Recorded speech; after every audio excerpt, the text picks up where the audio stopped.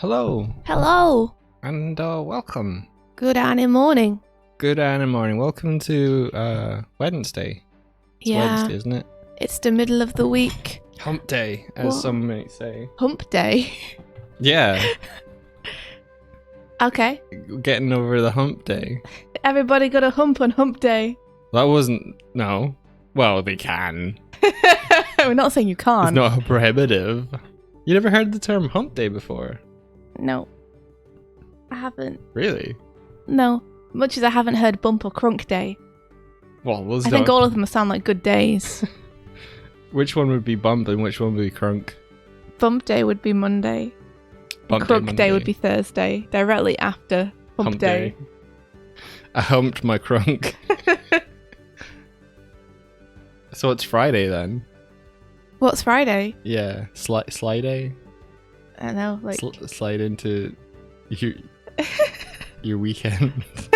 Slide into your weekend. Yeah. Nice. Sounds good. So is your screen? Can I share it? Can you share my screen? Yeah. I think so. Okay, you guys. This is a momentous occasion. We're gonna try out some new tech. It's a new screen sharing thing. It is. Hopefully it is. No, wait, it's not. It's not Friday. It's not Friday. It's not Friday. It's a Wednesday. We're gonna try this NDI thing, which is screen sharing over wireless.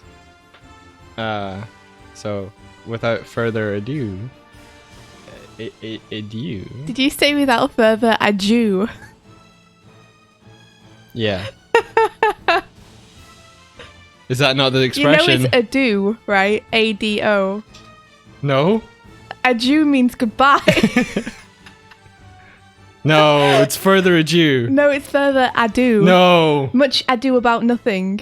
It's not much ado about nothing. No. Yeah. Without further ado. They're two different words. Without further ado. I think I did know that. I'm trying to see whether I'm What's all making this ado? I'm trying to see whether I'm making this mistake today or my whole life. How are you going to see that? Are you looking back into your past? Yeah. Your eyes have gone very round. I think I've said further adieu for That's okay. Now you know. adieu. And you can make the choice whether you want to say it correctly or not. Oh no. Further ado. Wednesday. Doesn't sound great. Wetness day. It's kind of that could stick or slide. Yeah. You might have to rinse that off. Okay, flipping us over. Okay. To Do it. Flip us like a pancake. Yeah. There we are. Cool. Okay. Is it working? Yes. Can you see? And I went through and I changed the names of all the uploaded files. Oh, nice. Thank you. So, we should be starting with Porky's flip one. Wait. Are we still on flips? We are, because I was ill yesterday, so I couldn't finish the reviews off. So I'm finishing them off today instead. So I'm really sorry for everyone who came yesterday and was like, "Oh, I get to see the things reviewed," and then there wasn't anything. I'm sorry about that. I couldn't help it. My body betrayed me. But we'll finish them off today. TD? What's TD? Technical difficulties. Ah. You know, the third member of the Doig Swift crew. All right. Okay. We'll see. We'll see if they come in later. Did you feed Buffy, by the way? Mm-hmm. Oh, nice job. Thanks. All right, so let's have a look. This is Parifacamas. Oh, and for those who don't know, I've got to do my little rundown first. This is for the Animorning Challenge, which is a weekly animation challenge that we set off every Monday, and this one was for last week's challenge, which was to animate a flip in 12 drawings and yeah. I was going to say 12 drawings or less, but that's inaccurate. It was 12 drawings.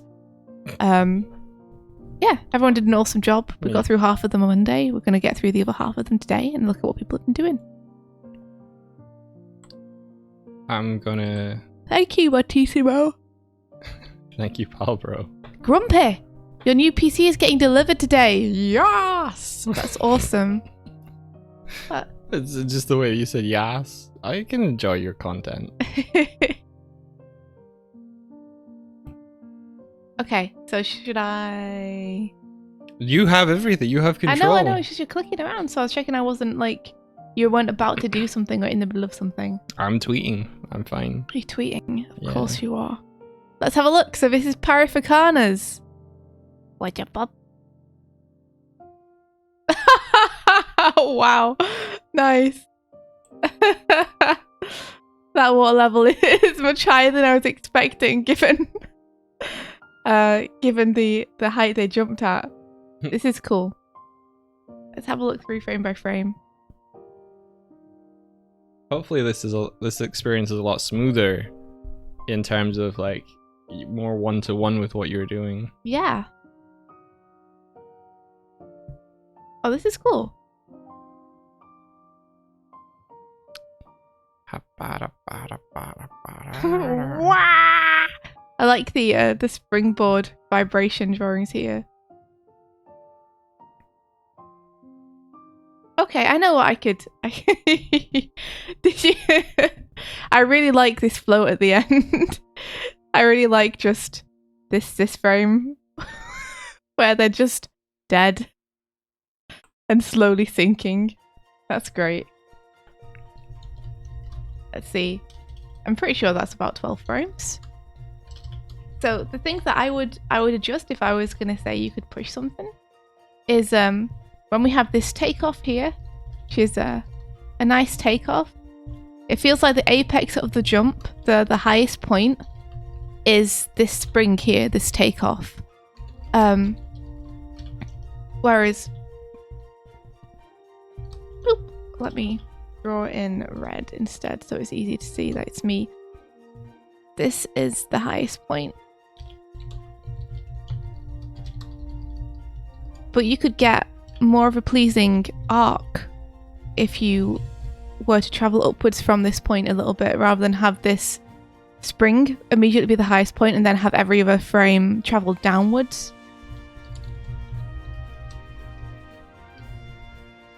But try giving them more height.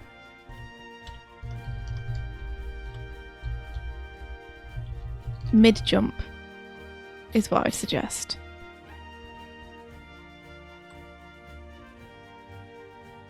Because at the minute we have this, and then this,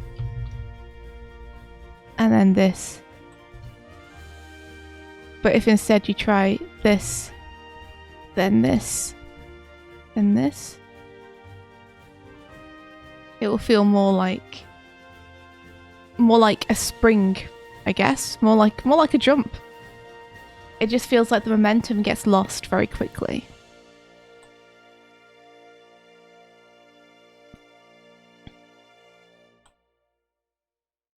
I wonder if this is clear to see. I'm trying to make it. Hold on, let me redraw this diagram.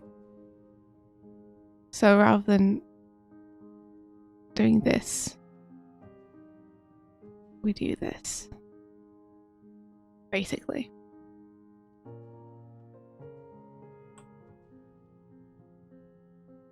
So you spring up, and then we have some drawings here.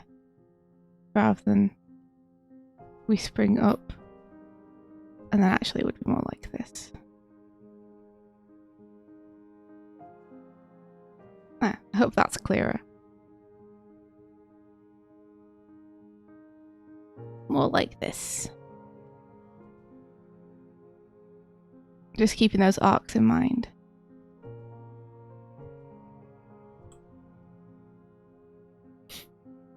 Whoop! Whoopa! You see how we go immediately down.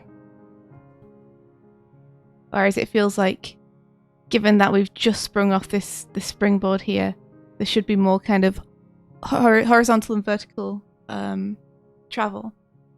Kuna Fish says maybe the camera angle needs to be changed to accommodate a higher jump. Yeah, I think that'd be good. You could either pan the camera up or you could just adjust it from the start to make it a little bit higher up. Nice grid, by the way. I appreciate it. That's cool.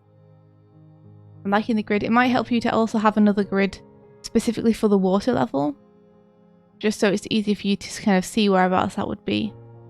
Because at the minute your floor plane looks like it would be pretty much the same level as the top of the pool, rather than where the water level is sitting in the pool. And since your character is contacting that, I think it might be helpful just for you to have a look. And then the only other thing I'd say is just watch your proportions and volumes as you're going from frame to frame. So yeah, it could be anticipation for the anticipation. This could be them going up, or it could be them squashing down. I'm not sure because the proportions between the two frames change. Let me bring over my keyboard so I can flip a bit better. So you see the crotch lowers a bit here. The head goes down, but there's no bend in the legs or anything. It almost looks like they're on tiptoes, so they should be maybe higher before they're going down into this squash position.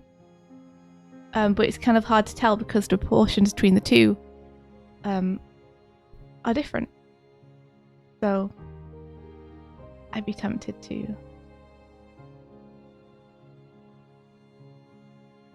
you know, maybe shift their butt back or something. Would account for the height of the head. It wouldn't account for the tiptoes.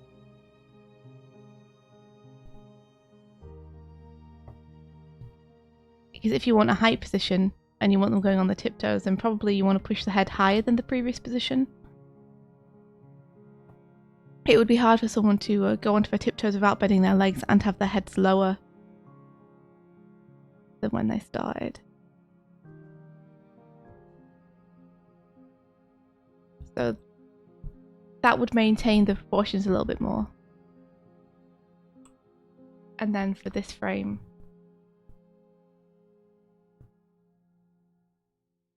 you'd have to shift the butt backwards more.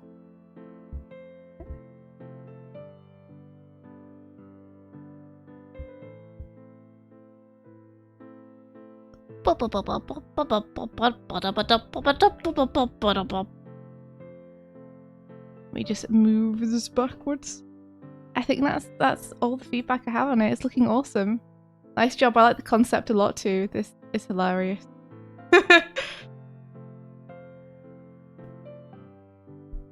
Love this.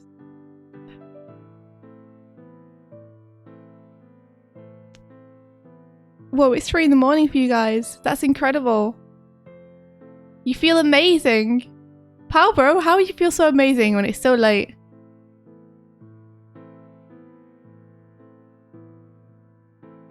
Let's see. What are you up to, Mike? I was just arranging things better so that it's clear and there's less stuff obscuring what's on screen. Okay. You've just been very quiet for the past 5 minutes. I'm good. I'm letting you be your best self. Have you seen it? Do you have anything you want to pitch in, or? I really love the use of using the shadow and the waterline and stuff to really convey like the depth there. I think what you're saying there was really cool. Yeah. I will admit I was a little distracted throughout that, so I'm here now.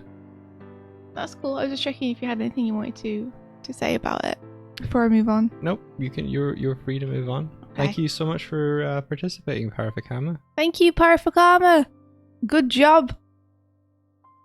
This is Mulgarax Productions. Let's have a look-see. Look at that 1 point star. Grids. Oh, nice. It's another looping one. Yeah, so I think our looper from yesterday cited Mulgarax as their inspiration. Oh, nice. This is really cool. Like, everything looks like it's working. I think you probably spent your drawings really well. Maybe the stretch frame is on for a few too many frames here. Let's see how many frames it's on for. We've got 1, 2, 3. Yeah. Maybe you just want it on for 2 instead of 3. That's a very small, that's a very small nitpick. Let's have a look through frame by frame. So here we are, frame 1. I like them going back in space. I really like the way they're using the grid. Ah! He's not gonna get away with this! 7th Chords, thank you for the raid. Hey, how are you doing? How is everyone? How is your stream? We are doing Animorning reviews because I couldn't finish them off yesterday because I was ill. But I'm back today with a vengeance. Hello, how is your stream? Thank you for all the hearts. Hey, your little Doig heart emote works. That's sweet. Sweet of you. Thank you. I think if I could suggest something that maybe would push it a little bit more, is that during this middle part here, where they're in the air and they're rotating, it doesn't really feel like they're traveling any further forward in space. So I think you could enlarge them through these 3 drawings here to show that they're coming toward the camera. Since you've done such a good job of tracking the feet as they're pushing backwards, you know, as the camera is kind of pulling away from them and they are moving backwards in space. I think it'd be nice as they flip back forward in space here to really show them traveling through that Z depth, through enlarging them as they go. Yeah, I think I see what you're saying. Yeah. And other than that, I'd say just watch for the twinning. There are some really nice frames, like this one and this one. The feet are slightly offset from one another. Yeah. I'd love to see you use that a little bit more. You know, maybe we get something more like this for that frame or something. And then we can have, you know, that leg catching up for the rest of the time or something. So, in terms of twinning, why would it be discouraged? What is it that will benefit if you benefit your animation if you twin less? I'm just gonna write subtle offsets. Basically, it just makes your animation more fun to watch. It makes it feel more nuanced and more organic if things aren't moving at the same time. And it adds a bit of texture as well, because it means it doesn't feel like all the movements are stopping and starting on the same frames. Gotcha. Subtle offsets. So what you're saying is it adds spiciness to your animation. Yeah, it makes it feel a little bit more organic, I think. So maybe use these. I could imagine a Boston Dynamics robot would move with twin wise. You know, Boston Dynamics. Are they the little like dog-like? Oh, they got humanoid ones with backpacks now. They can do backflips and stuff. Cool. Yeah. Yeah, they would probably all twin. Probably, yeah. To remain balanced, I would think. They would also have hard accents all the time because robots do. They move their arms and then the arms stop and bounce back and then the whole robot like swings from side to side because it's made a movement that it wasn't prepared for with muscles. To bring them forward in space. So if you are new to here, today what we're doing is... I thought you said if you're new here, stay. You'll never leave. What we're doing is the Animorning Challenge Showcase / reviews. This is where we use our limited animation knowledge and share it with y'all. I like saying y'all now. Y'all. Stay. And we're looking at Mulgarax's animation that they submitted for last week's challenge. That's the tweet. Nice. Thanks. Nailed it. Yeah. India's an animator. I'm a colorist. Together, we're Doig and Swift. We work as part of Night's Light Table. We predominantly work on animated music videos, although India's got something on the side. And yeah, that's us. Nice job, Mulgarax. I really like the way that you use your drawings here. Feels super good. Only a few very small things that I could see to push it. Great job. I'm also technically tech support, and I noticed that. What? What? Well, you were about to say what the tech support was that you were noticing. Yeah, I noticed that the chat is very close to the left edge, and I was going to nudge it over. I'm just looking for the window. Okay. Oh, I'll move on to the next one. So Yeah. this is Dragon Piñata. I like this character. I feel like I recognize this character. Is this character from something, guys? Can you let me know if they are? Because I feel like I recognize this cap and this hair. Anyway, let's have a look at the flip from Dragon Piñata. You're welcome, Mulgarax. Thank you so much for taking part. Ah! It's Patrick! Hey, Patrick! It's Lord Dirk. Good Hello. morning. How are you doing? Or, I guess, evening for you? Well, it's still morning for you, technically, just very early. Very early. Tis the Oh, nice. Oh, cute. Really nice saddle. That's super cool. Okay, let's see. So, the first thing that I'm noticing is, I guess, to me, it feels like the distance doesn't feel like it really matches up that they travel to how small they are at the beginning versus how big they get at the end. I think there's something about the perspective here where it doesn't feel like the perspective is matching up with how big they are. Do you know why that is? Why is that?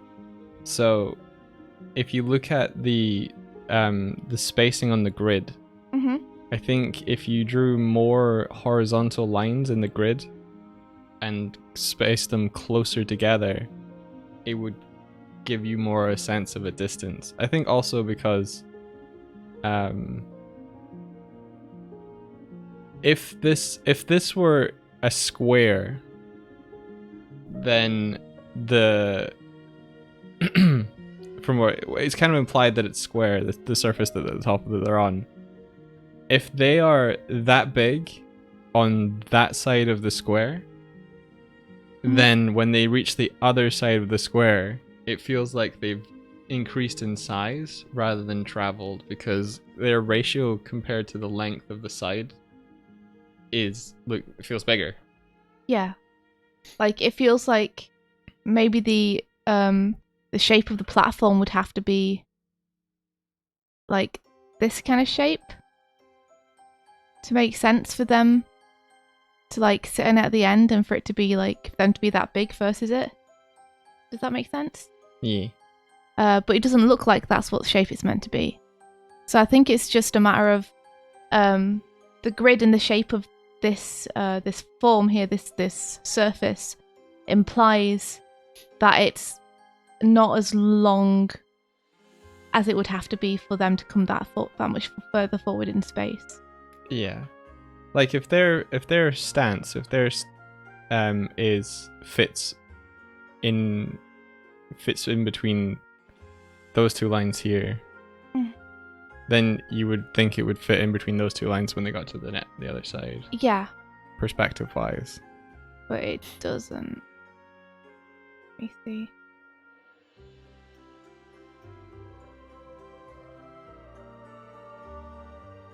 Have it kind of more like this, maybe?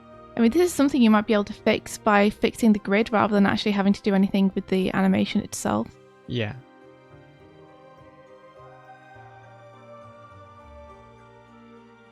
See. It's hard to sketch grids freehand in this program, but I'm doing my best. I'm doing my damnedest. Yeah. If India sends a tweet, does Michael send a growl? Sure. That's true. Yeah. Where's my growler at? Is that kind of like Grinder? No. No! Is Grinder just the like gay equivalent of Tinder? Because I don't know. or is it more like is Tinder focused on like sexual encounters? Because grinding and Grinder sounds Very more sexual. provocative to me than Sounds Tinder. very sexual. Like Flint and Tinder is like you spark a Tinder's match. my survival app when I go into the forest. It is more for sex. Okay. Gotcha. I thought so. That's just what I thought. I mean, naming wise, it implies that a lot more. Yeah. Okay. Something more like this, maybe. I'm sorry that my grid is terrible. You guys, you're gonna have to forgive the bad gridding, okay? Is that my gridding? No, it's someone going raw, and it made me remember like writing MRROW when I was younger. Writing morale. Yeah. Morale. To flirt when I was on the internet as a Whoa! kid. Did you ever write it to me? Ah. Did you ever write morale at me? I would have laughed so hard. I don't know if I did or not. Okay, let's I don't know. I can't remember. No. see. So, I think. Let me move this backwards. For musicians, it's timbre. Oh, like timber. Do you pronounce it timbre? I don't know. The timbre of your voice, you know. Maybe it's timber. I've always read it as timbre. But yeah, if you have a look at this, I think this feels better in terms of the grid. What do you think? Growler, actually, isn't it? Wow. Okay. Yeah, I think there's more of an implied sense of distance there. Yeah. So I'm gonna put character. I think the reason for that is that the way we're perceiving the character feels more flat on toward them. Yeah. Maybe even like we're looking slightly up. But the grid feels like we're more aerial view looking down because Yeah. it's more even. I feel like our line of sight is maybe about there. Yeah. Character feels like they travel more in space than feels possible with current grid. Let's try this.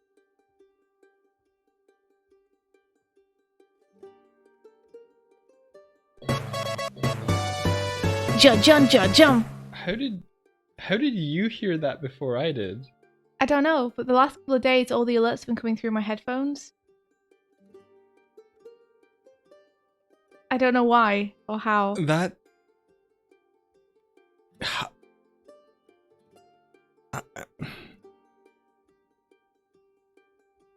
how would that There we go. how would that work? I don't know. It's something we'll have to figure out, I guess. Wait, did you guys not hear did you guys hear the alert there like properly? You're right, my friend. India can hear the future. I can. That makes no I sense can. though, because Thank you, Elaine, for the cheers. unless you have I don't have OBS open.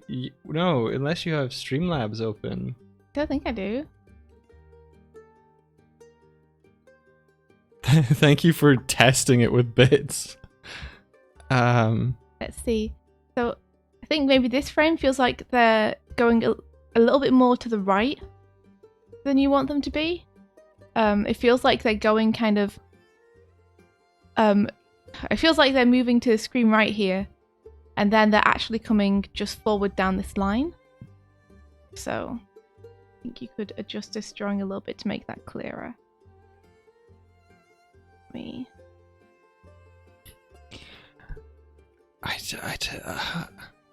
So probably your hands would be like more here. With your head up.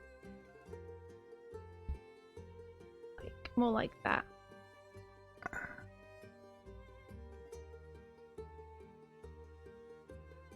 You can figure it out later, dude. Don't worry about it. If Mike's head's whipping around like he's some kind of, I don't know, mouse with a hawk circling overhead.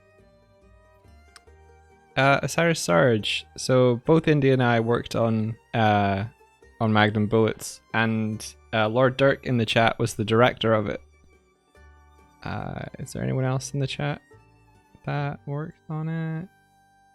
I don't think presently. Aw, thank you. Cyrus Sarge is saying, holy crap, that video practically made me cry. It was so amazing. Oh man, thank you. That's awesome. We were very happy to be a part of it. It was a lot of fun to work on. Everyone put a whole lot of their hearts into it.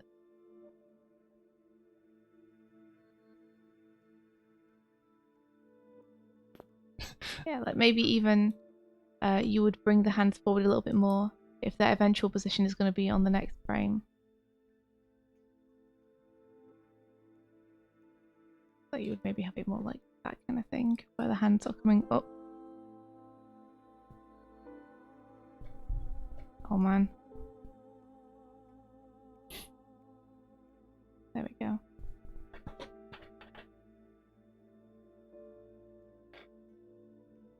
Yeah.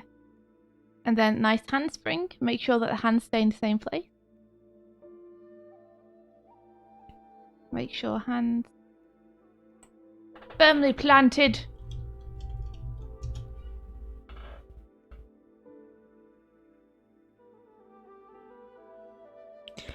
Michael did have a hell of a time compositing those transitions.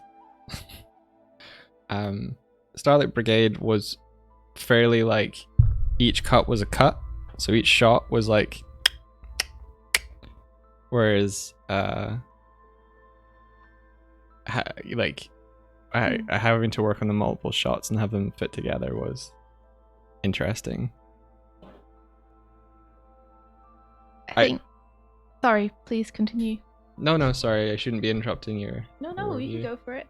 I don't want to interrupt you. It was a lot of fun though. It added a really. I think Patrick's vision from the start was to have those really, really cool and kind of seamless transitions, because they were in the boards from the very beginning. They were one of the first things that Patrick said he wanted was kind of some seamless cuts.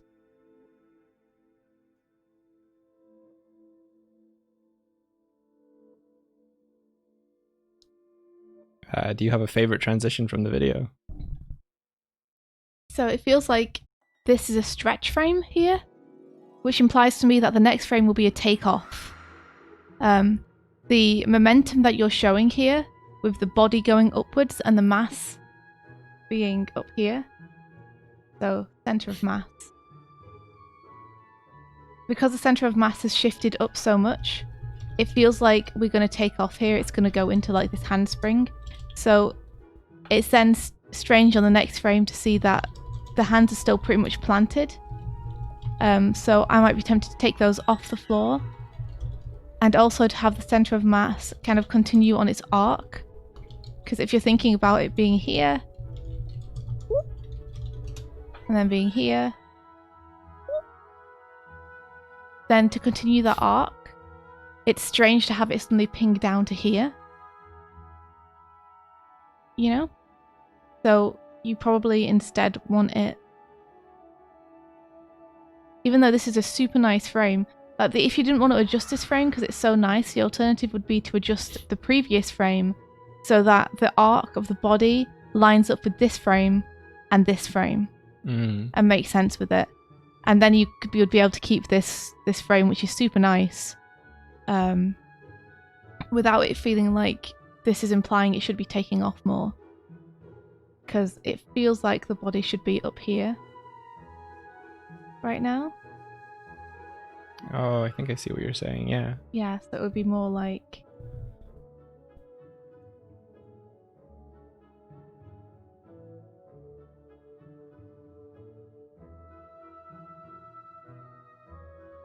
Yeah, can I just say that is a really nice frame. Like bringing that leg up into the kind of middle space between the head and the other leg, and having the foreshortening on the foot like that.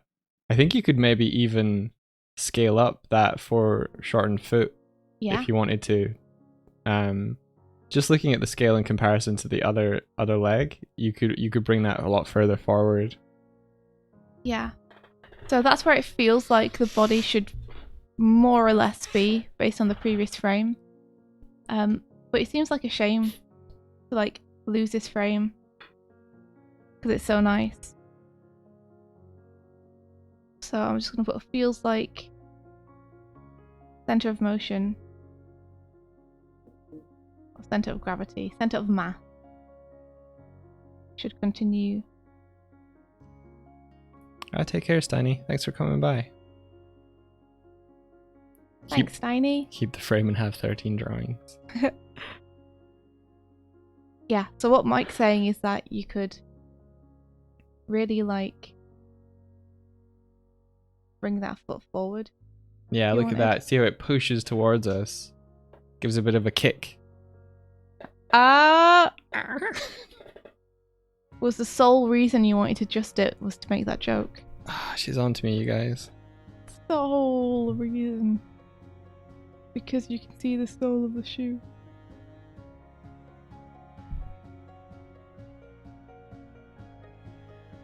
Or you could keep this frame.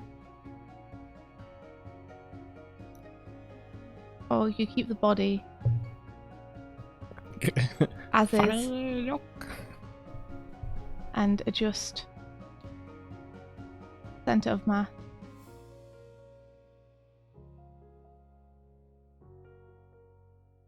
On previous drawing.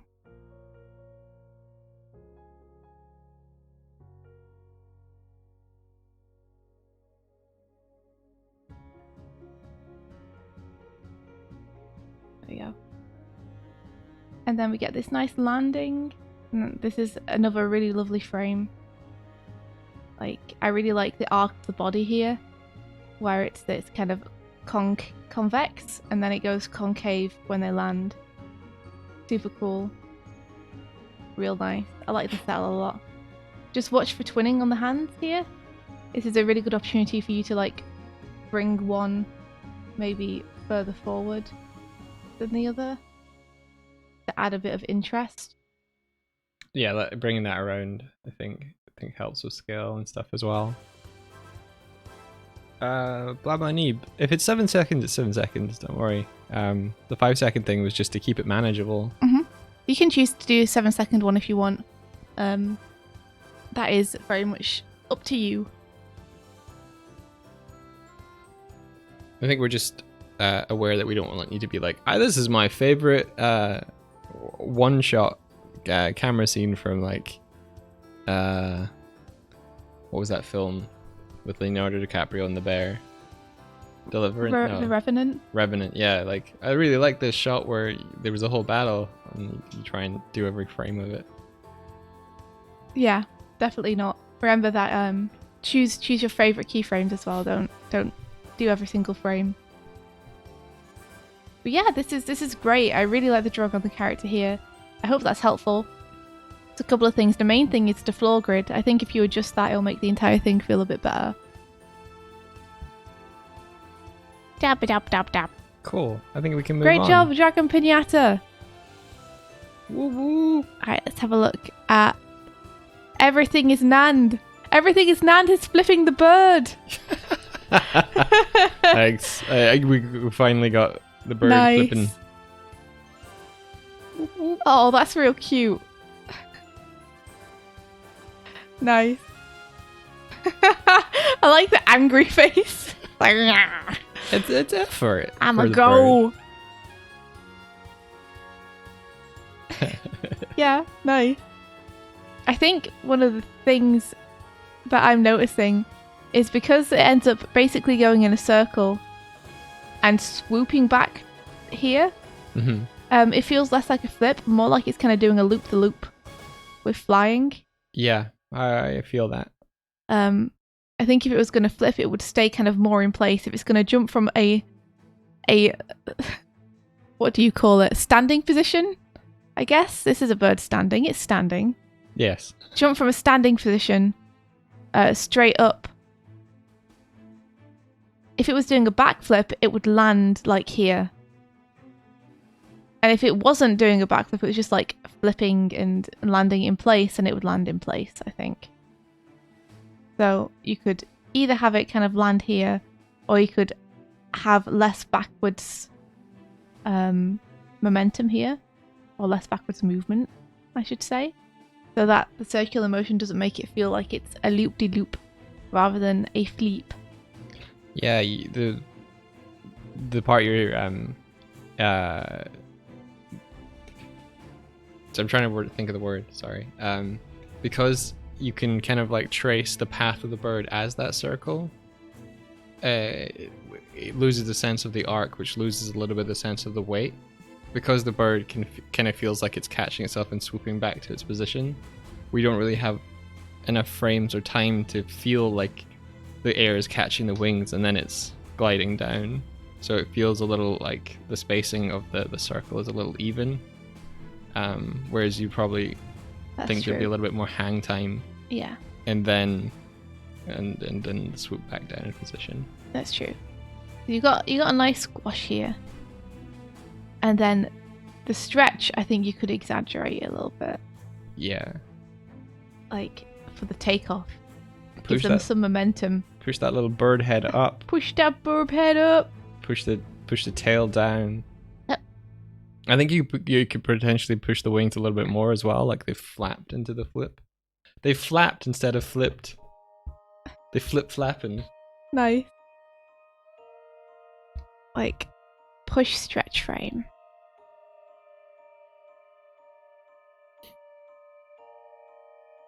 Doing squats getting thick.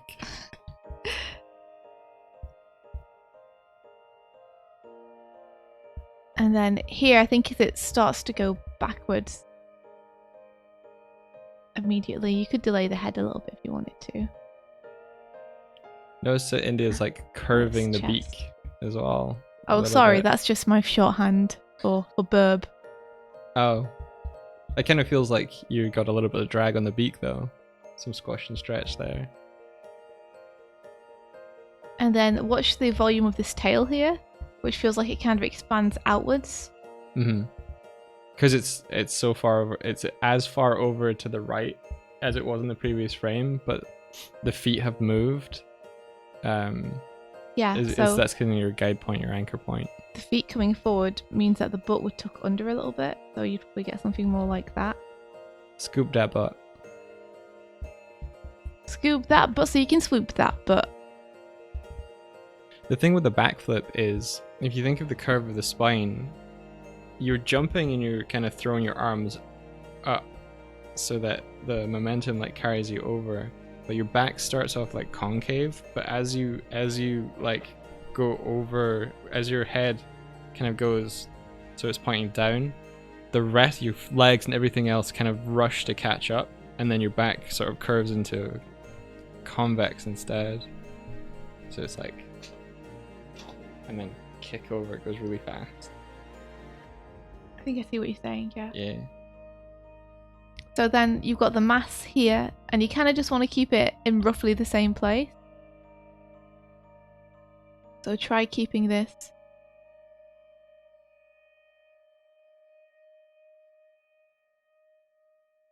And I mean horizontally in the same place.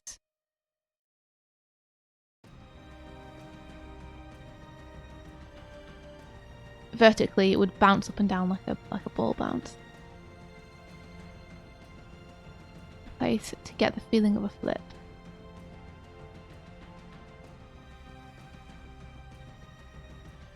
That's a good way to plan out your ship. No, I don't know what word I meant to say. Flip? Flip, that's the one. To plan out your flip is to to use a sphere or a ball. I'm planning Plan your flip is to succeed your flip. to plan the trajectory so that you can use what you know from ball bounce animation and extrapolate out from there. So as India's like planning this ball, you can like plan out the spacing as well, so that when you're getting to working out the arcs and things of your character, you can build them off that initial force and trajectory. I'm putting here maintain volume on squash, because I can see that here it's just squished down with a transform. But when you squash something, you can't just like transform it. If it squashes down, the mass has to go somewhere, so it has to like squash outwards as well.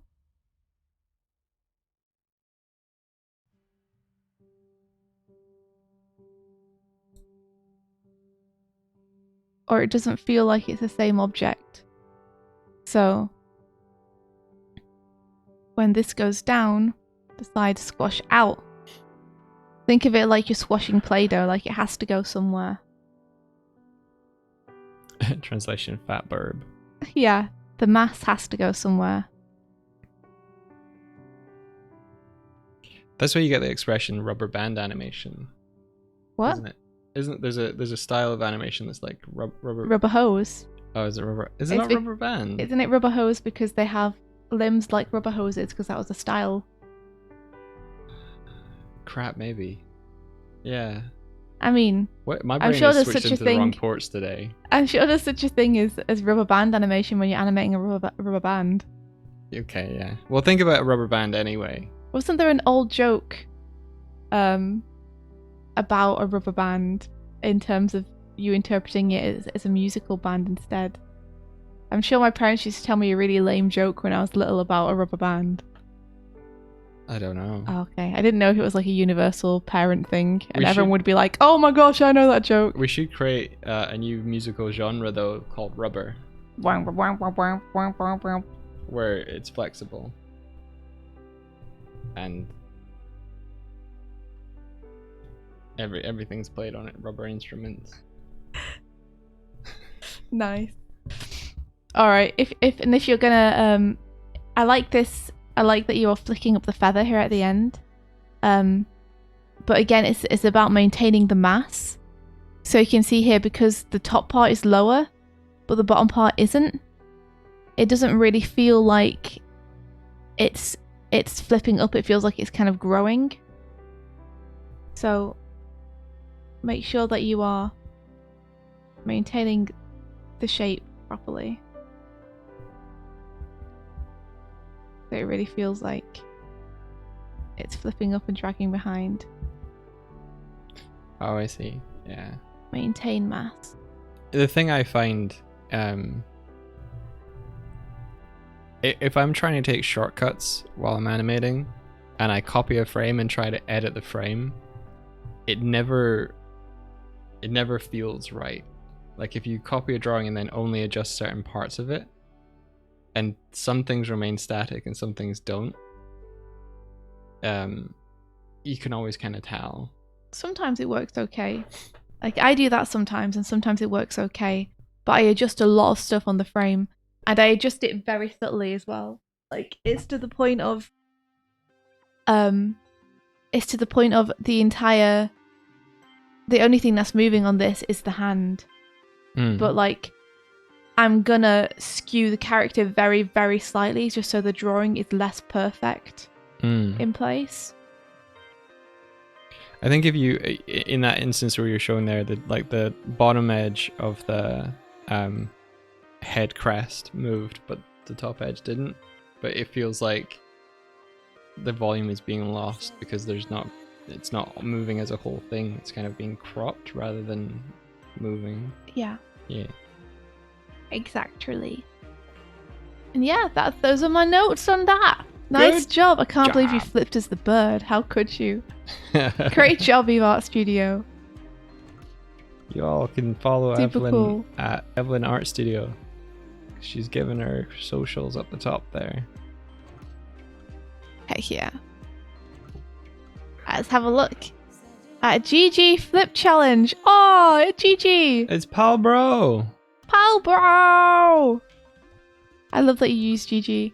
Is that an anvil? Yes. Okay. I'm kind of scared about what's going to happen. Alright, let's have a look.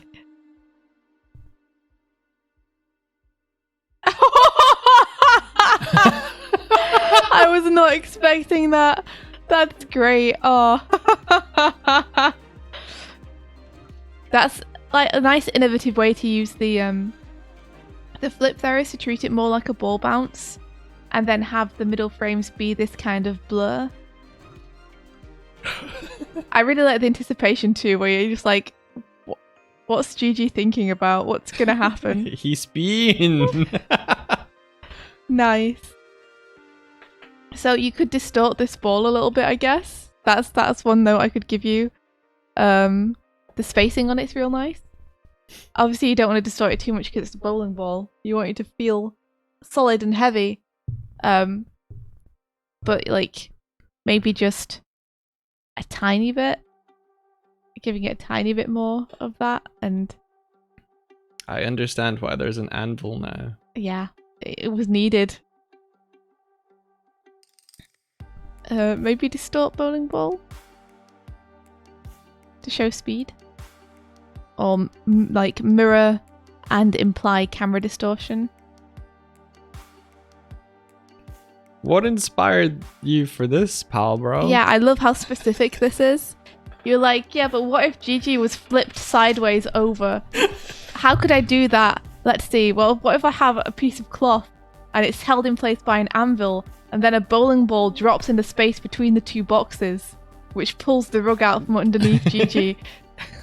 I need them to go left really fast. This is great. So yeah, I love that there is no in between here.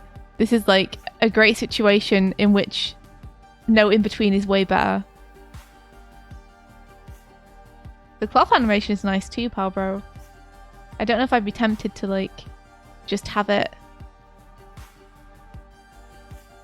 like this on one frame so that you can really like tell where it came from and follow that movement with your eyeballs. And then flip it up. So these are great. I love I love these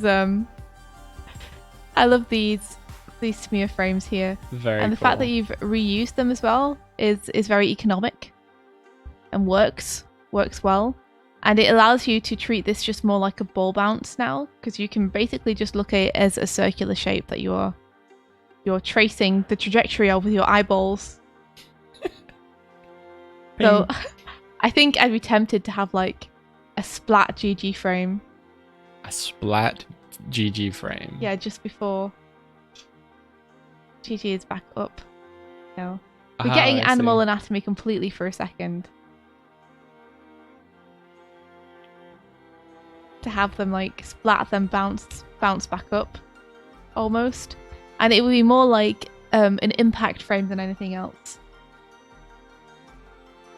You know? It would be there for one frame just to catch people's eyes. Poor Gigi. Oh no. And then I like this breathe cycle at the end. It's super nice. That's real good. I love the ruffled fur. Yeah, I love this frame. So let's see, in terms of the ball bounce itself, let's see. I feel like maybe this trajectory feels a bit too much like this. And not enough like this.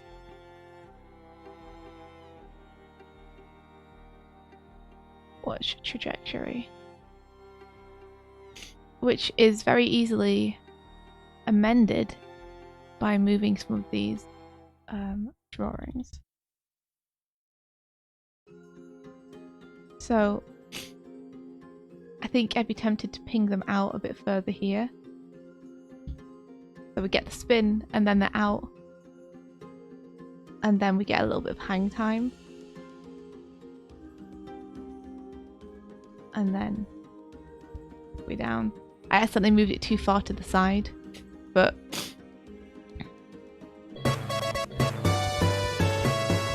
Thanks for the follow. thank you for the follow. Cornelas. Courtney Love? Cornelas. Oh, okay. Like, Courtney Love is following us. Oh my goodness. We must be real punk. We've made it. Yeah.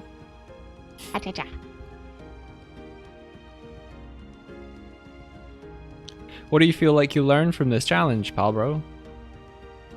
How do you find working with greeds?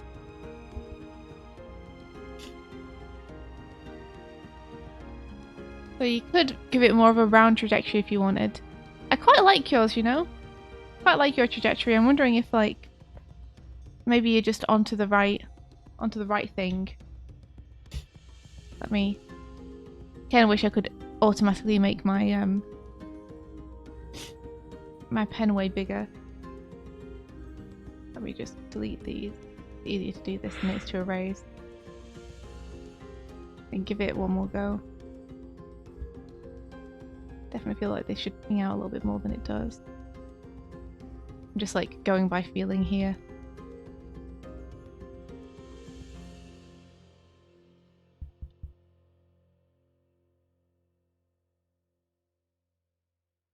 I think watch the evenness of the spin as well. I've done it too. Feels a bit too even, maybe. Maybe a little bit more hang time at the top would be nice.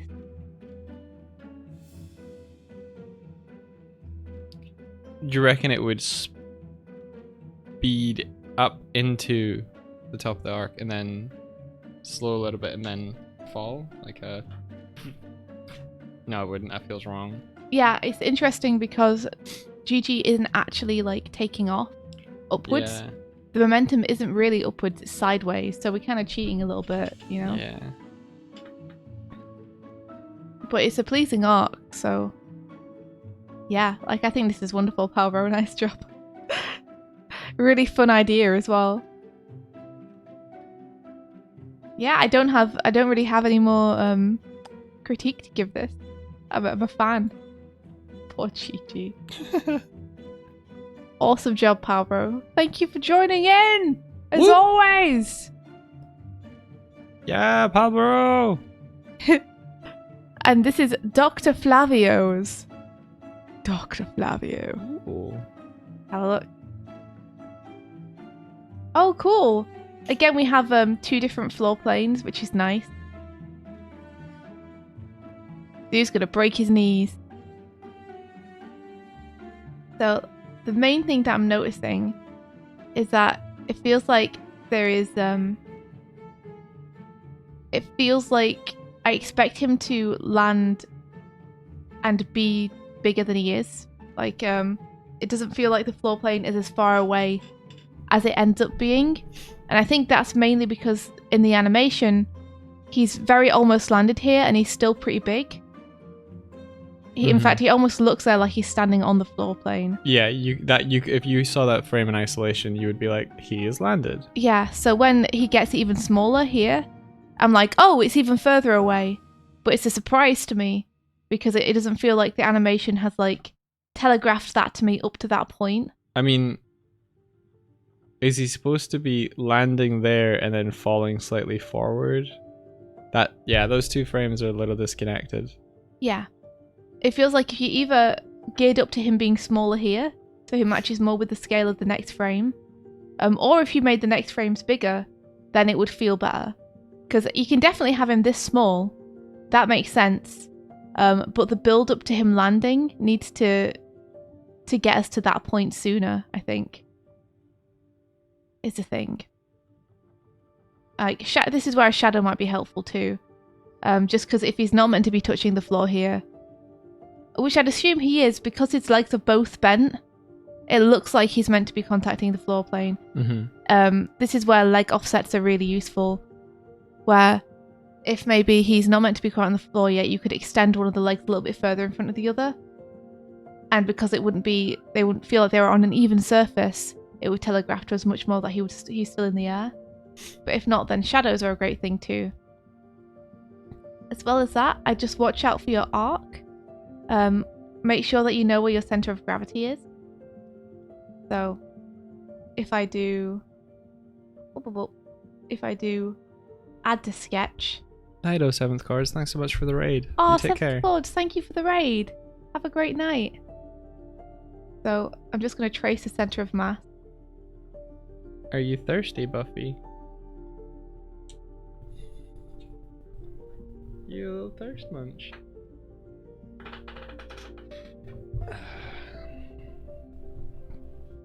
So this bit here is really nice. But it feels like after that we either need it to be here, or we need, it'd be nice as well to have this arc a little bit more over, so that we're getting a really nice smooth curve. So I'm gonna write watch arcs.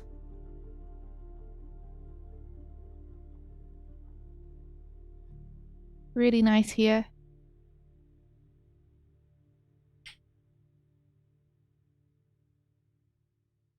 I'm just gonna get her a drink. Feels off.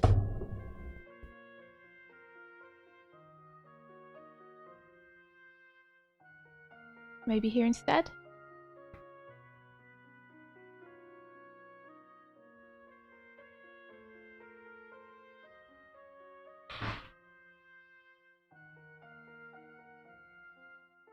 So we get that, and then we're back to this again.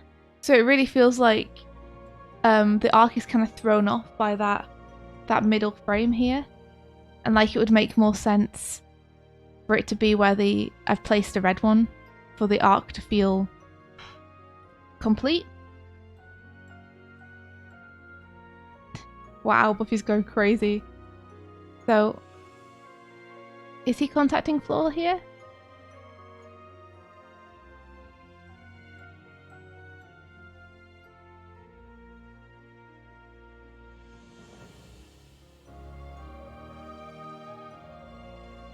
And then, if so, he feels a little small here. I'm back. Yeah, Buffy just jumped onto my desk and stuck her head in every one of my mugs. I'm like, you thirsty? Oh, is that what it was? Yeah. Oh, poor Buff. So, let me see. So, if his feet are planted, then you're going to assume that he's rolling forward on his toes, essentially. So the feet should be in a comparable place. So probably more like that.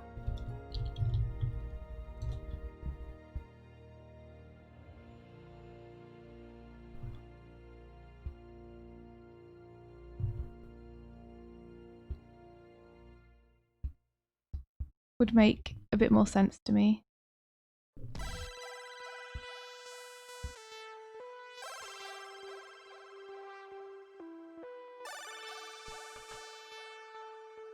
Yeah, that feels a bit more. That feels more connected to me. Mm-hmm. Make sure it connects to previous frame.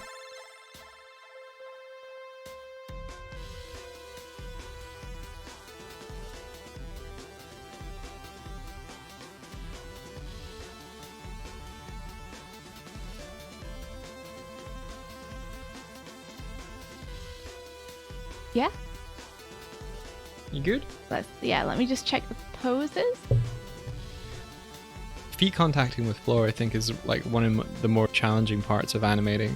Is like shifting of weight and having your character really like be able to like have the traction on the floor to move from position to position. I found that really difficult in 3D animation when I was trying to create like attack animations, my feet would be sliding a lot because I'd be like trying to get them into like a lunge or something. Yeah. IK helps a lot in 3D animation because you can basically just stick the foot to the floor and move the root, their hips. But in 2D, you want to make sure that if a character is traveling, like their center of mass is traveling, that their foot isn't sort of like sliding one way while the other one steps, or like they're not somehow rotating their as in this one, their feet go from like almost hitting the floor to like behind them without them actually traveling forward to allow the feet to unfurl and rotate. Because otherwise, if their feet travel backwards and they land, it feels like they land on their knees. Yeah. Which makes you feel like they would break their knees. Yeah, the anticipation here. Okay. I think you could duck that head down a little bit more, just like really telegraph the anticipation. I think the poses on the actual flip are quite nice. Mm-hmm. Yeah. Just watch on the twinning. Make sure that, you know, you kick one leg out before the other, or you delay a hand or something. I'll just put a little note at the beginning. Watch for twinning.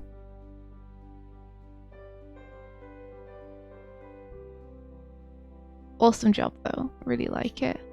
Twinning. Can't spell. Twinning. Twinning. Yeah, cool. Nice job. Just watch the arc is the main thing. I think if you sort out the arc, it'll feel much better. And then watch the sizing issue at the end.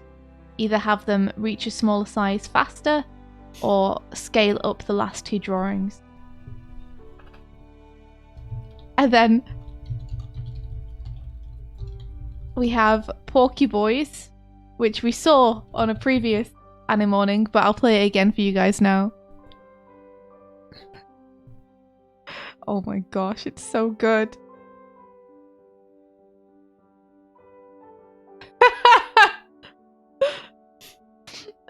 Now that's the flip.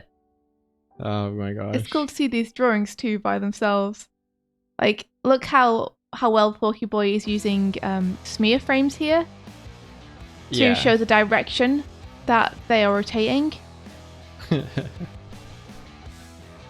I like on frame number 1, you were like fully engaged in this, and I'm just like, you're like, I'm ready.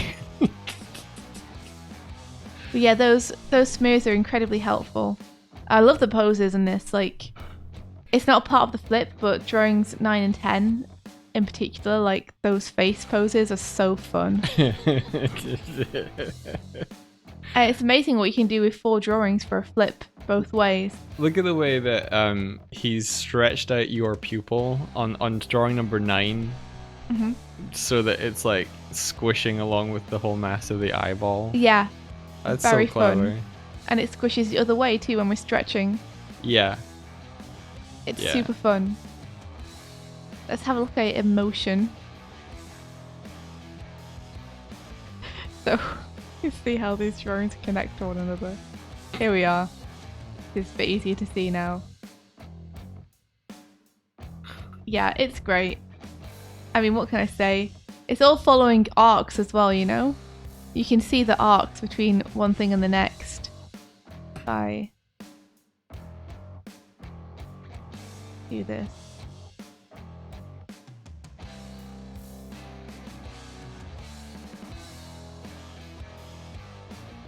Like, you can see the arc that's happening in space. Yeah. It's not just up, down, up, down.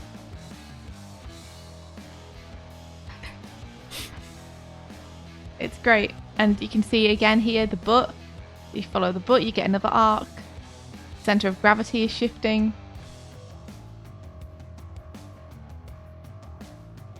Whoops. There we are. Yeah, it's great. Like, I don't really... That's the thing, is I don't really have any critique for this because I love it, and I'm not just like being biased. Like, this is really super well done. It's extremely competent and hilarious. Just your antlers just squish underneath you. Can I just say Yeah. that seeing the bear and the bird I love that we, like, when we change direction, we just are on a different cycle now. That's all. Can I just say, seeing the Bear and the Bird animated brings me great joy. Oh my gosh, it's so funny. Which reminds me. Shows what you can get away with. Reminds me, SB sent us a animatic yesterday, of Doig and Swift animated that I'm gonna share with you all, because you could add one more stretch frame in here, I guess, between them slamming their faces onto the counter. You could add like one more stretch frame just of us stretching up to really give it an extreme before our faces slam back down. This is my one note. Add one more stretch frame. Is that Aaron Hansen in the background screaming that we need coffee? Oh, it might well be. Look, we got a little star, no, in the background too.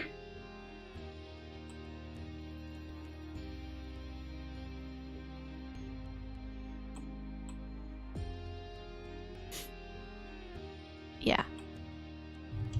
This is great. 100% how I receive my coffee. Can you guys hear the sound from mine? I've got it muted, but I can turn it on and see. No, I was just checking that people couldn't. They can't hear it now. And then we don't even need any in-betweens. We're just straight around and out the door again. And I think it really shows what you can do with as few frames as I used here. You know, you don't really need the in-betweens to have us properly turn around when this is the style that you're going for. And then we get to see the back of the cycle as we go off. Yeah, so this just reminded me that SB, or Dipper Dots as they are going by on YouTube, they made a Doig and Swift animated. I'm going to link you guys. You're welcome to watch. Well, don't watch it now because we're doing something. We're doing, you know, I'll link I mean, it do you now. want to just show it if you're telling people they should watch it? You could do it. I could do it at the end, or I could bring it up. Do you want to do it now? It's a minute and a half. I mean, it's up to you, dude. You brought it up. Do it. Show it. I want to show Show it. Yeah. Okay. I'll link it first, and then. So SB/Dipper Dots, thank you so much for doing this for us. Like, it's amazing. I did not read that correctly.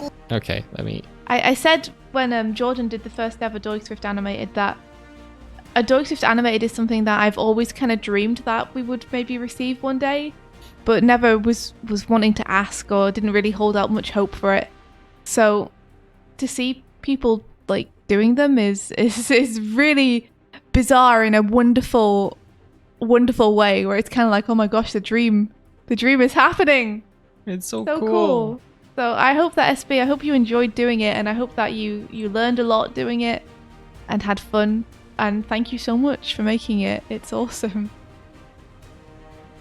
Let me switch over to this.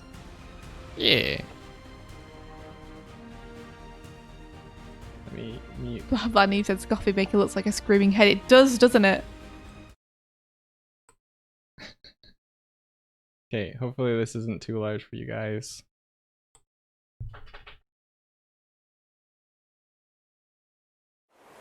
I did not read that correctly. As such, Tom Nook Inc. staff will always be here to support you and ensure your comfort Your and camembert. safety.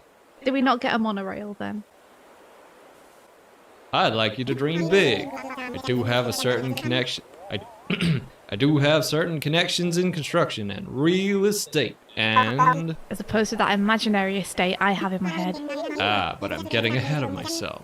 Let's just get started with a simple tent, shall we? I have been told that I'm intense. I want this saw though. I'll fight you, saw. Put him up. Put him up. Just you and me. Let's go. Let's go, Saw. Oh, this is me trying to push and pull. I guess so.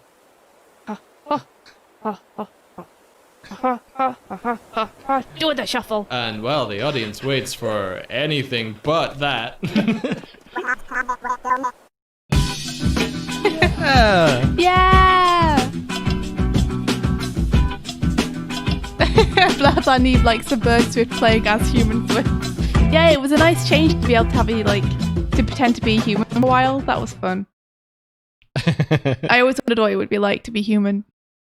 All right. Thank you so much, Dibber Dots. Yeah! Woo woo! Here we go. Okay, we're back. Thank you very much. Yeah, Porky Boy, you're not forgiven. This is too good. This is too wonderful.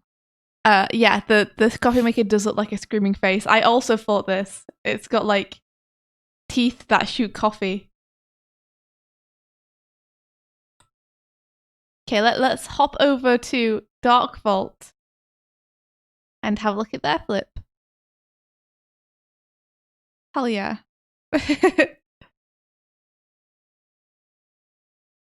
Oh, nice. I like the character design a lot too. Like, it's nice to see a humanoid that doesn't have completely human legs doing something too. That's a fun anatomy challenge. So immediately I can see something that I think would be able to help improve. And it's just the placement of the feet when they land. It has kind of the same feeling as the bird, where I kind of feel like the legs are coming under at the end, but like the arc would not take them under like that. So let's see. Let me follow the center of mass and we'll see if we can work out exactly why it is. That's what I want. I'm on the right thing. You're on the right thing. I'm on the right thing. So really nice anticipation. Love this anticipation. Okay, so here we are. Just gonna follow the center of mass.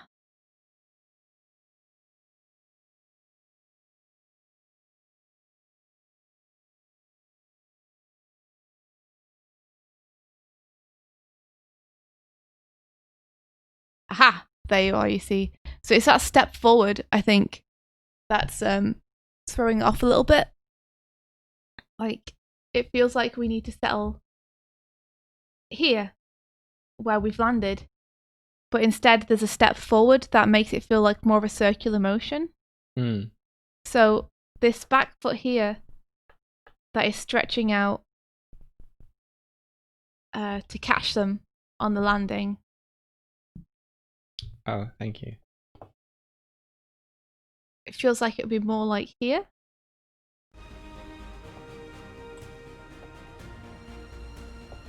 Maybe, with the other foot landing here. And I think if you had that, then it would feel much more like a flip and less circular. Yeah, to animate those legs, look at those legs. They're awesome. They look like they'd be a lot of fun to animate, actually. I like the construction of them a lot. I think once I realized that legs like that are just big old feet, it helps me understand them a little bit better. So like, you can see where the heel is where the second knee is. Yeah. Yeah. Oh yeah, Dark Vault. So definitely still don't have them land at the same time, but the position of them landing, I think, needs to be brought backwards a little bit. So that's like, this is where I'd suggest placing the feet. Though I would still suggest that you offset them as you are currently. So this foot would plant there, here first.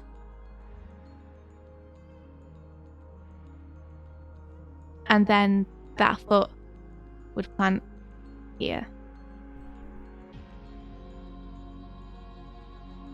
Let's see if I can see anything with the drawings themselves. So I'm just going to put watch, arc, and landing position.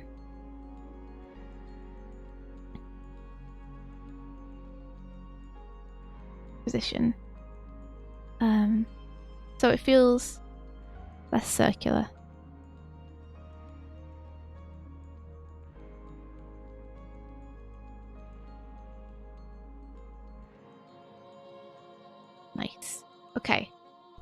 So yeah, I really, really like this anticipation. That's a really nice pose. And then we're getting a nice stretch as well. Nice back arc. Just down here.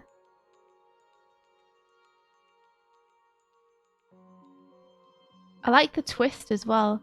I wonder if you could start showing the twist a little bit earlier, if you're going to have it happening. So put the twist into the anticipation. I was going to say more put it into this frame here. Oh, I got you. Where you could plan the center line of the body so that the shoulder is overlapping a little bit more. And we get more of this kind of thing.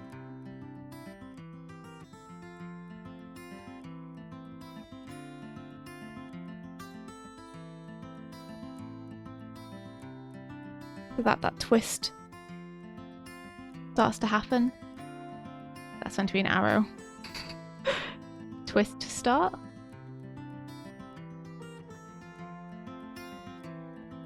Let me make the arrow more like an arrow. So it's actually readable. Yeah. And then that's super nice. It's really nice posing going on here.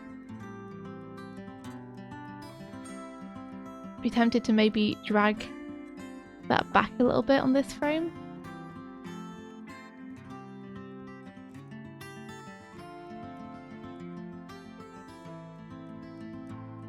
Just to have it connect a little bit more to the previous frame. I would maybe suggest tucking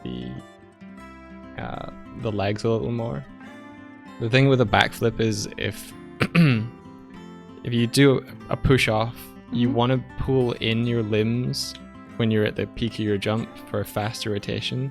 If you have your legs outstretched, you have to have more force to go over, and you'll drag more in the air. And in 12 frames, I think you don't have that like time to drag if you've got your limbs out as stretched. So I would suggest tucking a little bit more. Like Tuck and roll. So in that case, you bend your knees and your feet would kind of curve down this way. You know what you see? So like I'm sorry? if I was in the air for a tuck or a back foot, just back foot lower. I'm just wondering, like, 'cause I've seen people backflip with their legs still out. It's possible, yeah. Where they do like a flip where they'll rotate backwards, but they'll splay their legs out. And that might be what a Dark Vault's going for. It could be. Yeah. I'm not 100% sure. Like, but you could definitely tuck and roll if you wanted to get a feeling of more velocity.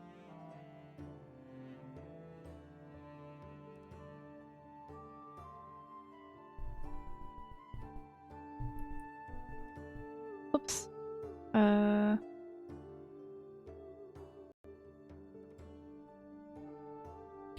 Animators should have an office trampoline for reference. Yeah, definitely. Oh, you've got the reference here. Cool. Let's bring that up. Oh, nice. That's perfect. There we go. And then we can start to bring... I wish I could pause over. this. Maybe I can do it with screen cap.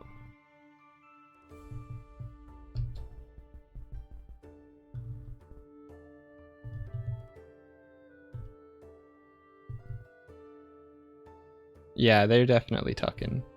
Are they? Okay. Can you... Yeah. People won't see this, but you can see this. This is amazing. Is this one person loop? Yeah. We see what I mean there, where they bring their feet to their butt so that their rotation is faster. Yeah. I'm enjoying that greatly. So let's see then. So, I hate it when I draw in the wrong frame. So Mike is suggesting more like this, I believe. You can tell me if I'm wrong, Mike.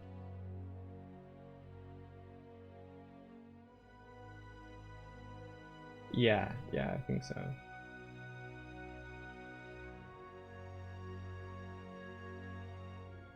And then they would be here. Probably. Yeah, so that it's almost like unfurling. Mm-hmm.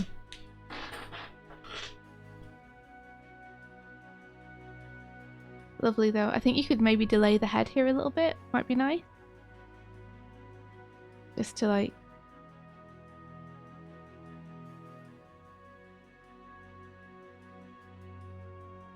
That's got a nice attitude to it. Yeah, really whip the hair, you know? So then when she goes back, she's like, yay.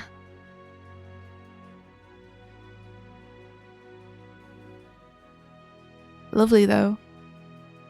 Like, I like that you've used a non-human character with these legs. That's really fun. I hope that that is helpful. I think so. I think Yeah, you did good. it's already working really well. So hopefully these would just like give it that little bit of extra. The main thing to me is just the landing. And making sure that we don't feel like we're pinging forward past where we should be landing. Thanks so much for participating, Dark Thank Bolt. you. Great job. And now we're moving on to Vert MB. Vert MB with the demon child on the trampoline. Nice. I really like all the frames here with the rotations and stuff. It's nice to see you like really not afraid to move the figure around. Yeah. That's fun. I'm thinking the main problems that I can see straight off, you know, off the bat as being the things that I think would really help push it is firstly just looking at maintaining your character mass and proportion between the frames.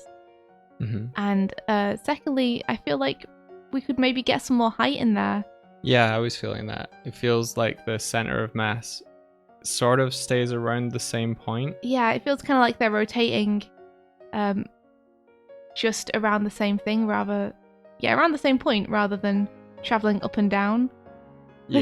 Here you can see the amazing rotating boy. Here he comes.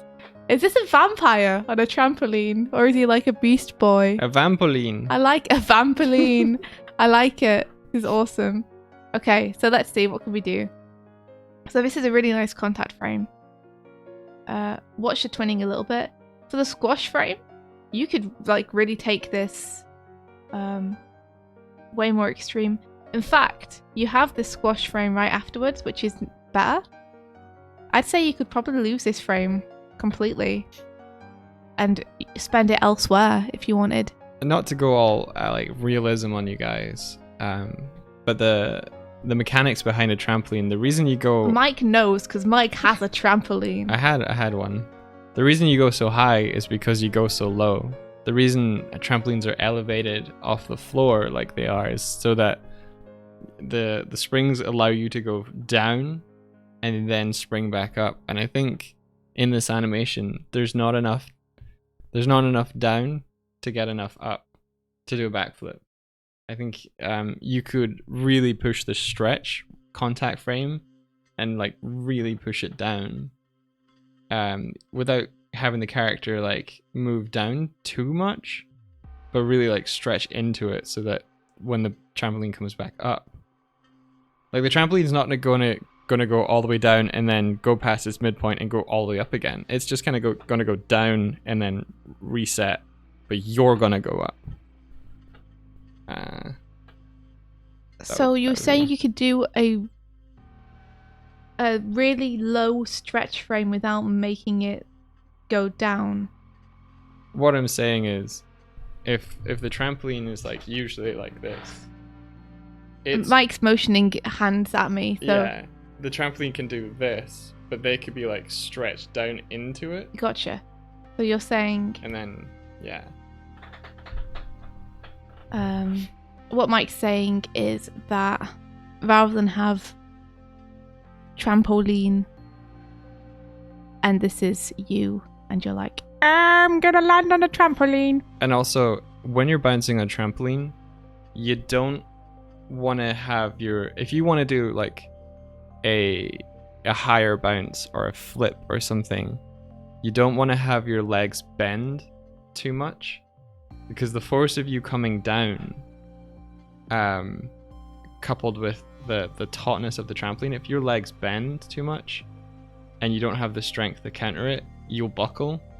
So you kind of want to, when you're going for a big jump, you want to have like straight legs, so that the force goes down through your legs and up through your legs, up to your hips. Because if they're bent, it does that. I've had a bad bounce before, and you just go like that. I've had a bad bounce before is maybe one of my favourite Doig quotes. Okay, whatever. So Mike saying this is that when you're going down, you can distort the trampoline during that stretch frame to show that that you're pushing against the material. I don't think that he's meant to be contacting the material on this frame. No, I don't think so. Because there's little shadows. Yeah. But you're saying here...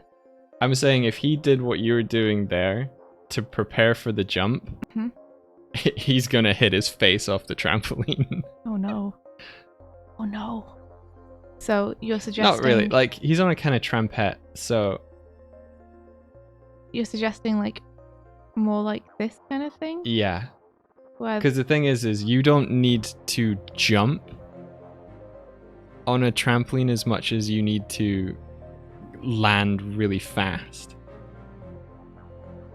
You know what I mean? Yes, I think I do. And then I'll write, push feet into trampoline.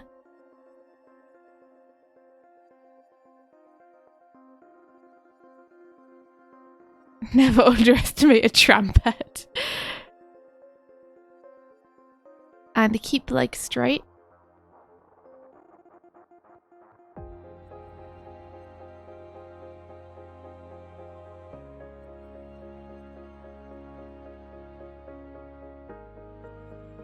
And then here I think we're getting a few issues with maintaining the size. And it could be that you're trying to push him backwards in space immediately. But I think with backflips, people generally, they go up first, don't they, Mike? And then they rotate in the air. So they're not immediately rotating from when they're being pushed up. Yeah. Is that right?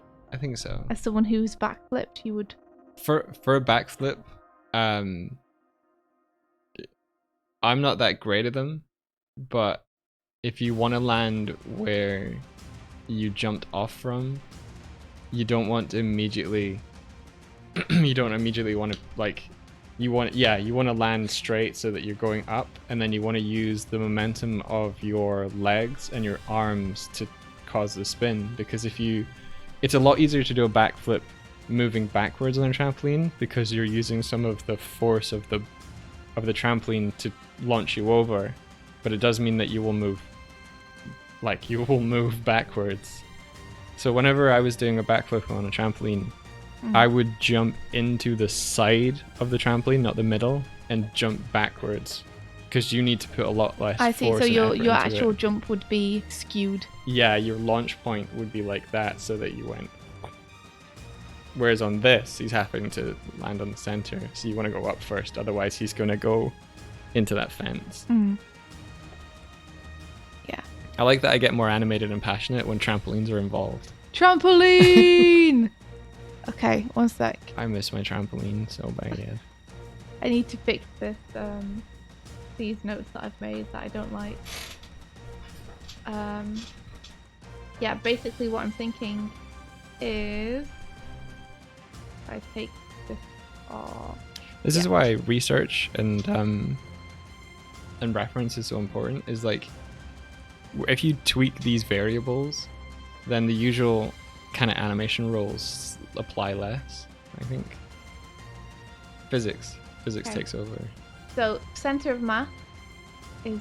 I was drawing the wrong frame. Center of mass is here.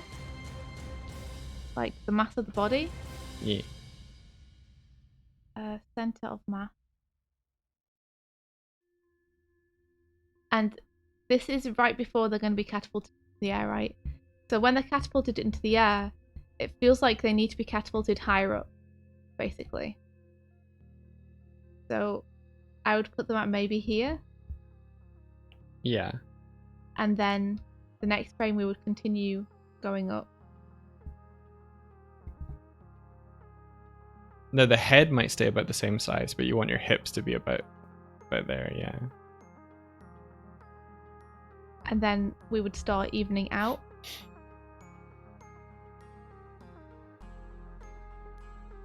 As gravity starts working its mojo.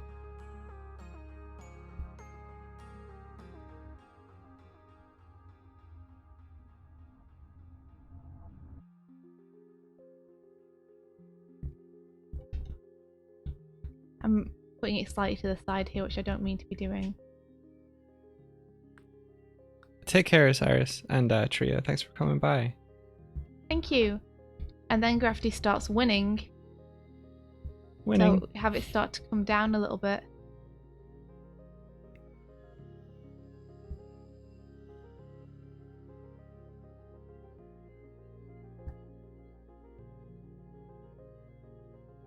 And then I'm having the center of gravity come down here, which doesn't match up with what you have on your animation. So you might have to like take my gravity of mass with a pinch of salt and maybe hold it in the air for an extra frame if you want your boy to be in the air for an extra frame.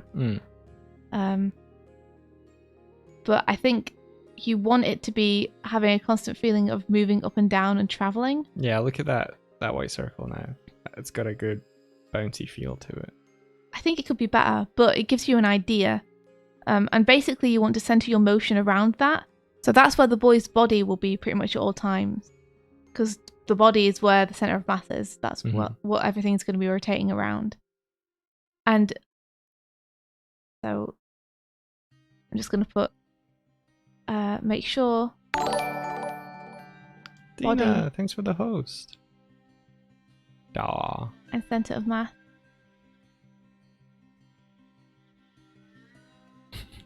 You're right here. For those of you that aren't familiar with Dina Norland, she's a really cool illustrator, comic artist, who's currently working on a webcomic called, is it Water Girl? On her streams at the moment. It's really cool. I'll give Dina a shout out.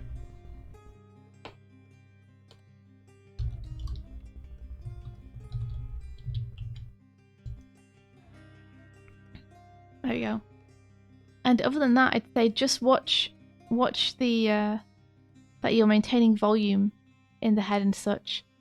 A good trick that I use often is I will take a frame that I really like the proportions of, where I'm like, this is what I want them to be like. This is my main frame for reference, and I'll just paste it next to the animation that I'm doing in the scene, so it's on every single frame. And then I can use that as a direct comparison. I can like literally copy the head and bring it over and place it next to my head and check I'm doing it the same size. Yeah. And everything. Check like the body feels the same. You know? Yeah, it's important to maintain volume that way. Like always having it. I think you've seen some animation pipelines, they'll actually get sculptures of their heads for their animators so that they can have them on their desks, so they can like turn them around and always have a reference point. Yeah, and the overall shape will squash and stretch as they move, such as here, where we would see maybe the bottom of the torso with the pants line here. But so long as you're keeping in mind the construction, like it should still feel comparable between the two. Mm-hmm. So- I've always thought that breaking down a figure into those geometric shapes has really helped me like spin them around in my head. Because if you can think of the rib cage as a sort of like rounded box and the pelvis is a rounded box, and then turn those two shapes around in your head, rather than trying to think about all the complex musculature and rotate that, if you just rotate those two boxes and you can twist the join between them, that's your spine, you can sort of position them in your head, and then once you've set those in your head, you can build out from them all of the like anatomy knowledge. That helps me a lot. Yeah. This is my usual go-to is just this kind of thing.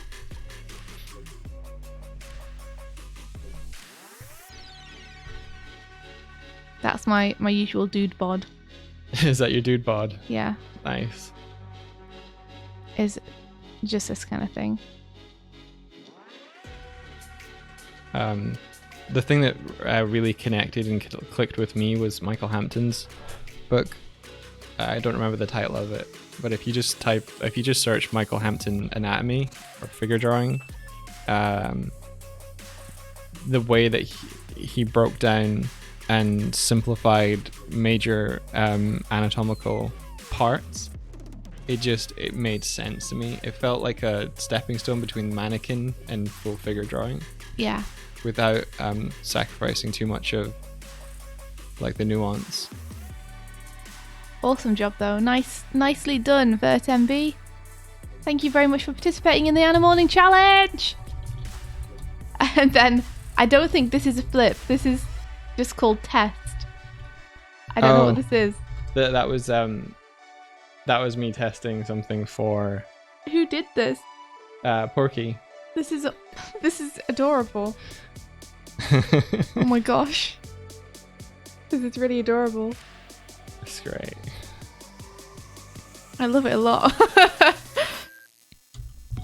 Hey Mike, we got through them. Well done, India. We did them. High five.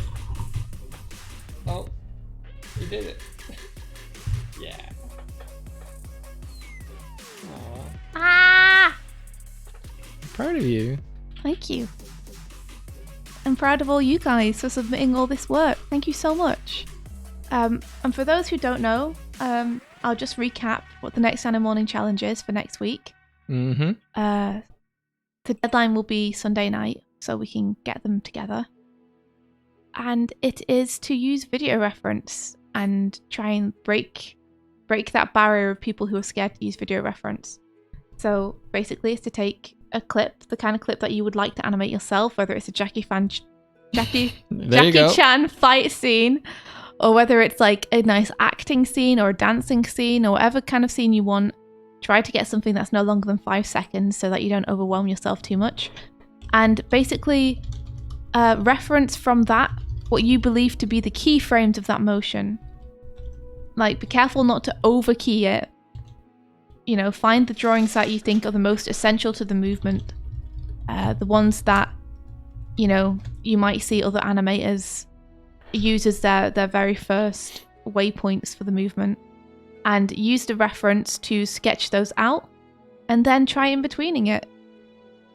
So what we're not doing is we're not tracing the footage. What we are doing is we're looking at the footage, we're finding the poses, and then we're translating those onto our page, and we can squash, stretch, exaggerate them as we need. It's almost as if it like... And then we're in-betweening them by hand. We're not using the reference for every single in-between. Yeah, it's almost an exercise of if this were to have been animated. Because if you trace and rotoscope, there's a lot of subtle and nuance in like all the physics interactions in live action footage that we just see and we perceive and we're like, this feels real. Whereas you don't have, if you try to draw all of those, it would be super difficult. But with exaggeration and animation, you can push the believability through that exaggeration. Like you were saying that live action stuff when traced feels floaty because we don't have all of the other additional information that's embedded in live action footage. That like the lighting, the rendering, everything. That's why I think early CG stuff feels floaty and weird, because they're trying to replicate real life, but they don't have all of the physics simulations and stuff that they've piled on later. But also, like, when they were first doing 3D, there was a lot of using the interpolation to get you places, rather than the animator, like, crafting each frame. Yeah, that's true. But people understand it much better now. Achoo, bless me. Wow. Oh wow, maybe Christine says, I just bought and read the Girl in the Glim comic, so beautiful, I loved it so much. You're right, my friend. Yeah, Okay. critiquing like bosses. Nice job, everyone. Wanted to send earlier but didn't want to interrupt. Oh, thank you, Elaine. God, Like thank you. a boss! Thank you so much. Critiquing like a boss. And I'm really happy that you enjoy it, maybe, Christine. Yeah, I think one of the things with rotoscoping is if you just trace over something, does not necessarily the understanding there. Yeah. Like, you're not breaking it down and thinking about it so much as you are just following the lines. Whereas if you are interpreting that and redrawing it, there's more of a conscious... There has to be more of a conscious understanding of why things are the way they are. I'm gonna put in a secondary Doig challenge. What? Yeah. This is new. Secondary bonus point round Doig challenge is to help with that. Use construction. Use construction lines and build the forms based on what you're seeing in the frame. Because if you're just looking at the line and the shape flat and taking that as a reference, then that's more difficult to understand both for yourself and us. But if you're like looking deeper and seeing the construction of like figure drawings and stuff, I think it'll plus what you're doing. You'll understand how the forms and the volumes are moving through 3D space. You all should be using construction anyway, just saying. Even if it's very basic. Yeah. Even if you're just seeing it in your head. Yeah, I'm gonna have to go because I gotta get on with work. But I'm happy that we got through everything. You did really well. Oh, thanks, dude. You're Thank you, welcome. everyone, for hanging out with us. And thank you for everybody who submitted the Animorning challenges. These have been awesome. Mizzy Moo, could you enter if you're a 3D animator? Yeah, you definitely could. Bring up Blah Blah Neebs one. Okay. Yeah, you 100% could. You would just pose your figure as your reference is posed. See? Wah! Beautiful. And Darkball, you're so welcome. Thank you guys for taking the time to do the exercises. We really hope that you guys are getting some stuff out of it and feel like it's pushing your skills. If you guys know any animators that you think would benefit from this challenge, let them know about it. Let them know that there's some cool stuff happening on the internet for animators. What are you laughing Nothing. for? What you laughing for? Don't you undermine my shill. Pablo says, how did the new tech feel? What do you think, Mike? That felt good, you know? Like, I didn't see any points where it missed a stroke or anything. That's good. Yeah. Alright, you head off. I can see that you need to... I have to go. Yeah. I will find someone to raid, but you can... It's okay, I can't go. I want to wait until we do our sign off. So just find someone to raid. Alright. Let's see now. Let's see. What program is this? The program we're using to look at the clips is called Sync Sketch. It's a free browser program. Yeah. The programs that people are using to animate range between Krita, which is completely free, and you can download today, and it's awesome. Blender, which is also free, and is a 3D software. Maya, which is a paid 3D software. Toon Boom Harmony, which is a paid 3D software. 2D. Sorry, 2D software, my bad. What's it called? Flipnote, which is 2D software. a TV Paint, which is a paid 2D software. They're the main ones that people are using. Photoshop for Dark Vault. You are brave, Dark Vault, to go into Photoshop. Clip Studio says maybe Christine. That's a paid software, but it's actually pretty affordable. So it's a good one to look at. And good old Rusty Flash says Mulgarax. So many animation programs now. It's awesome. Like, so much variety in what you can choose to work in.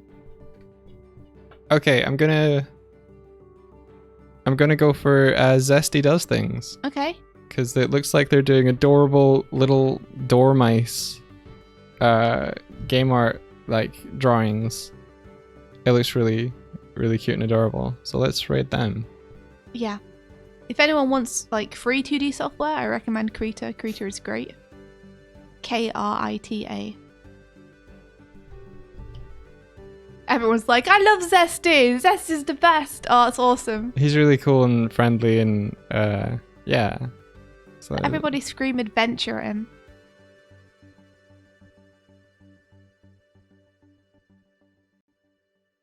And we'll be back tomorrow night. Tomorrow night. Yeah. Tomorrow morning. Sorry. Yeah. Sorry, that's a quote. Joke. That's a very self-indulgent quote from a Let's Play we did that's been in our head for years. Yeah. Yeah, everyone have an awesome time. And may the rest Of your day be filled with adventure. Take care, everyone. Bye-bye.